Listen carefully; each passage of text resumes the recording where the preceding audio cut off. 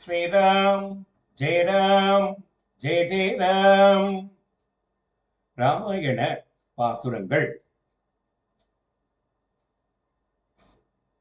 தனம் மறுவு வைதேகி பிரியலுற்று தளர்வு ஏது சடாயுவை வைகுந்தத்தேற்றே வனம் மறுவு கவியரசன் காதல் கொண்டு வாலியை கொன்று இலங்கை நகர் அரக்கர் கோமான் சினமடங்க மாருதியார் சுடுவேத்தானை தில்லை நகர் திருச்சித்திரகூடன் தன்னுள் இனிதமர்ந்த அம்மானை ராமன் தன்னை ஏத்துவார் இணையடியே ஏத்தினேனே.